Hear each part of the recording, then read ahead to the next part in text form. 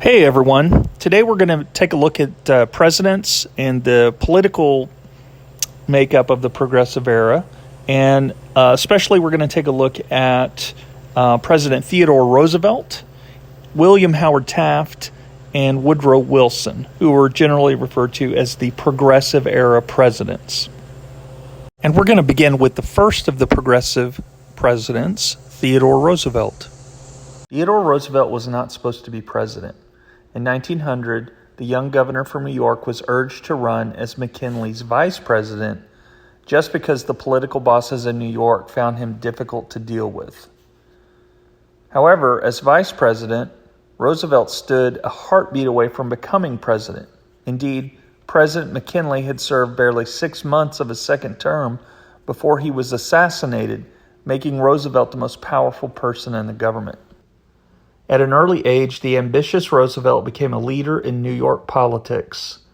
After serving 3 terms in the New York State Assembly, he became New York City's police commissioner and then assistant secretary of the U.S. Navy. The aspiring politician grabbed national attention, advocating war against Spain in 1898. His volunteer cavalry brigade, the Rough Riders, won public acclaim for its role in the battle at San Juan Hill in Cuba. Roosevelt returned a hero and was soon elected governor of New York and then later won the vice presidency. When Roosevelt was thrust into the presidency in 1901, he became the youngest president ever at 42 years old. Unlike previous presidents, Roosevelt soon dominated the news with his many exploits. While in office, Roosevelt enjoyed boxing, although one of his opponents blinded him in his left eye. On another day, he galloped 100 miles on horseback, merely to prove the feat possible. In politics, as in sports, Roosevelt acted boldly, using his personality and popularity to advance his programs. His leadership and publicity campaigns helped create the modern presidency, making him a model by which all future presidents would be measured. Citing federal responsibility for the national welfare, Roosevelt thought the government should assume control whenever states proved incapable of dealing with problems. He explained, "It is the duty of the president to act upon the theory that he is the steward of the people and to assume that he has the legal right to do whatever the needs of the people demand, unless the Constitution or the laws explicitly forbid him to do it." Theodore Roosevelt saw the presidency as a bully pulpit from which he could influence the news media and shape legislation. If big business victimized workers, then President Roosevelt would see to it that the common people received what he called a square deal. This term was used to describe the various progressive reforms sponsored by the Roosevelt administration. Roosevelt's study of history convinced him that modern America required a powerful federal government. However, the young president soon met several challenges to his assertion of federal power. By 1900, trusts, legal bodies created to hold stock in many companies, controlled about 4/5 of the industries in the United States. Some trusts, like Standard Oil, had earned poor reputations with the public by the use of unfair business practices. Many trusts lowered their prices to drive competitors out of the market and then took advantage of the lack of competition to jack up prices even higher. Although Congress had passed the Sherman Antitrust Act in 1890, the act's vague language made enforcement difficult. As a result, nearly all the suits filed against trusts under the Sherman Antitrust Act were ineffective. President Roosevelt did not believe that all trusts were harmful, but he sought to curb the actions of those that hurt the public interest. The president concentrated his efforts on filing suits under the Sherman Antitrust Act. In 1902, Roosevelt made newspaper headlines as a trust buster when he ordered the Justice Department to sue the Northern Securities Company, which had established a monopoly over the Northwestern railroads. In 1904, the Supreme Court dissolved the company. Although the Roosevelt administration filed 44 antitrust suits, winning a number of them and breaking up some of the trusts, it was unable to slow the merger movement in business. When 140,000 coal miners in Pennsylvania went on strike and demanded a 20% raise, a 9-hour workday, and the right to organize a union, the mine owners refused to bargain. 5 months into the strike, coal reserves ran low. Roosevelt, seeing the need to intervene, called both sides to the White House to talk and eventually settled the strike. Roosevelt threatened to take over the mines from the mine owners and operators and put them in the hands of the federal government. Faced with Roosevelt's threat to take these mines over, the opposing sides finally agreed to submit their differences to an arbitration commission, or a third party that would work with both sides to mediate the dispute. In 1903, the commission issued its compromise settlement. The miners won a 10% pay hike and a shorter 9-hour workday.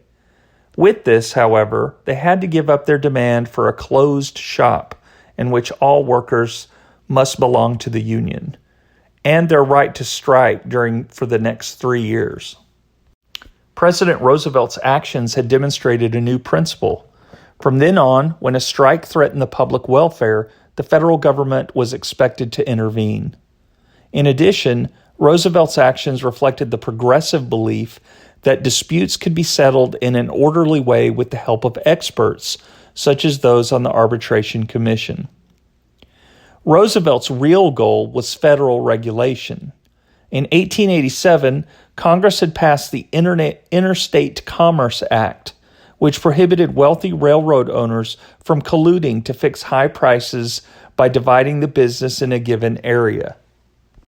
The Interstate Commerce Commission was set up to enforce the new law, but had little power. With Roosevelt's urging, Congress passed the Elkins Act in 1903, which made it illegal for railroad officials to give and shippers to receive rebates for using particular railroads. The act was also specified that railroads could not change set rates without notifying the public. Although Roosevelt had to compromise with conservative senators who opposed the act, its passage boosted the government's power to regulate the railroads. President Roosevelt's enthusiasm and his considerable skill at compromise led to laws and policies that benefited both public health and the environment. After reading The Jungle by Upton Sinclair, Roosevelt responded to the public's clamor for action. He appointed a commission of experts to investigate the meatpacking industry. The commission issued a scathing report backing up Sinclair's account of the disgusting conditions in the industry. True to his word, in 1906, Roosevelt pushed for the passage of the Meat Inspection Act, which dictated strict cleanliness requirements for meat packers and created the program of federal meat inspection that was in use until it was replaced by more sophisticated techniques in the 1990s. Before any federal regulations were established for advertising food and drugs, manufacturers had claimed that their products accomplished everything from curing cancer to growing hair. In addition, popular children's medicines often contained opium, cocaine, or alcohol. In a series of lectures across the country, Dr. Harvey Washington Wiley, chief chemist at the Department of Agriculture, criticized manufacturers for adding harmful preservatives to food and brought needed attention to this issue.